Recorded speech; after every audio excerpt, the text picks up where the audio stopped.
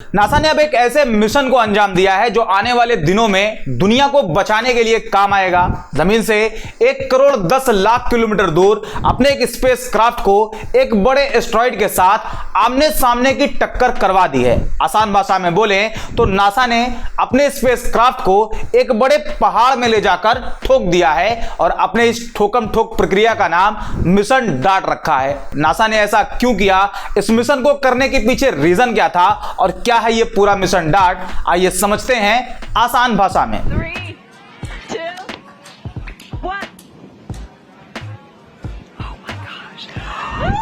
Oh wow. Awaiting visual confirmation. All right. अगर आप science fiction movies देखना पसंद करते हैं तो आप उसमें बहुत से अजीबोगरीब मिशन को अंजाम देते देख चुके होंगे, खास करके दुनिया को बचाने का मिशन। इस लिस्ट में 2 मूवी है, एक है आर्मागेडॉन जो कि एक हॉलीवुड मूवी है और दूसरी है टिक टिक टिक जो कि एक साउथ इंडियन मूवी है। और इन दोनों मूवी में दिखाया गया है कि एस्ट्रॉइड जमीन पर गिरने वाला होता है और अगर वो गिरता है तो उससे बहुत बड़ी तबाही मच जाएगी, लाखों लोग मर जाएंगे और जमीन पर एक बड़ा भूकंप आ जाएगा। लेकिन एन मौके पर एस्ट्रॉइड के डायरेक्शन को चेंज करके धरती को बचा लिया जाता है। यह सब अभी तक वीएफएक्स के जरिए ही दिखाया जाता रहा है और अब तक हम सब इसे सिर्फ मूवीज में ही देखते आ रहे हैं, लेकिन अब नासा ने इसे असल में करके दिखा दिया है और एक बड़े एस्ट्रॉइड के डायरेक्शन को चेंज करने की कोशिश करी गई है। जिस मिशन में यह सब अजीबोगरीब काम करे गए हैं उसका नाम है मिशन डार्ट। डार्ट का मतलब है डबल एस्ट्रॉइड रीडायरेक्शन टेस्ट। 24 नवंबर 2021 को कैलिफोर्निया के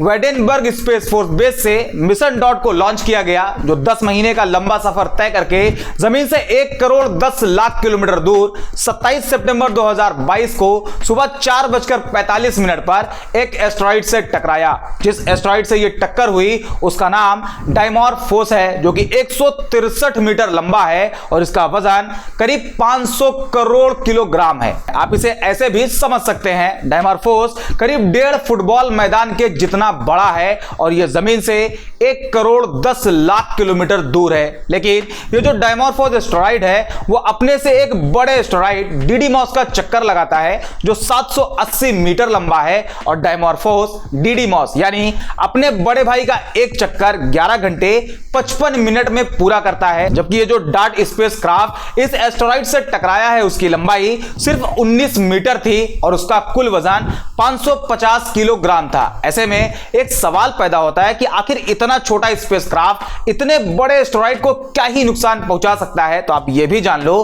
कि जब डार्ट स्पेसक्राफ्ट एस्ट्रॉइड से टकराया तो उस टाइम उसकी स्पीड 22,000 किलोमीटर प्रति घंटा थी और स्पीड से टक्कर के बाद एस्ट्रॉइड के डायरेक्शन में 0.5% का फर्क पड़ सकता है और यह 0.5% का फर्क स्पेस में मौजूद किसी भी एस्ट्रॉइड का डायरेक्शन और इसकी स्पीड दोनों बदलने के लिए काफी है। नासा साइंटिस्ट के मुताबिक इस टक्कर से एस्ट्रॉइड में एक बड़ा गड्ढा बन गया होगा और इस टकराव की वजह से स्पेसक्राफ्ट के वजन से 10 या 100 गुना ज्यादा मलबा स्पेस में फैल गया होगा, क्योंकि टक्कर के बाद तो सबसे पहले स्पेसक्राफ्ट ही चूर चूर हो गया होगा और एस्ट्रॉइड से भी कुछ मलबा निकला होगा। लेकिन असल में इस टक्कर का इंपैक्ट कितना हुआ है यह कुछ दिनों में मालूम चल जाएगा। लेकिन फिर एक सवाल आता है कि आखिर नासा ने इस मिशन को किया ही क्यों, आखिर इसकी क्या जरूरत आ पड़ी कि इस तरह के मिशन को अंजाम दिया गया। क्या कोई एस्टेरॉइड धरती की तरफ आ रहा था? इसका जवाब जानने से पहले आप यह जान लो कि स्पेस में अनगिनत एस्टेरॉइड हैं जो किसी न किसी ऑर्बिट में चक्कर लगा रहे हैं। हालांकि एस्टेरॉइड आमतौर पर धरती के लिए खतरनाक नहीं है और ना ही फ्यूचर में होंगे, लेकिन फिर भी इन्हें धरती के लिए खतरे के तौर पर गिना जाता है और इसे पोटेंशियली हजार्ड्स ऑब्जेक्ट PHO कहते हैं। अगर कोई एस्टेरॉइड जो 100 से 165 डायमीटर या इससे ज्यादा बड़ा होता है और सूरज के ऑर्बिट में चक्कर लगाता है तो उसकी दूरी धरती से करीब 80 लाख किलोमीटर हो सकती है, जिस पर साइंटिस्ट जमीन और स्पेस में मौजूद टेलीस्कोप की मदद से नजर रखते हैं। और इन एस्टेरॉइड को नियर अर्थ ऑब्जेक्ट NEO कहा जाता है और NEO पर नासा का centre for near earth object studies CNEOS लगातार उस पर नजर रखता है और इस सेंटर यानी CNEOS के साथ साथ दुनिया भर के साइंटिस्ट आसमान पर टकटकी लगाए ये देखते रहते हैं कि कहीं कोई बड़ा पत्थर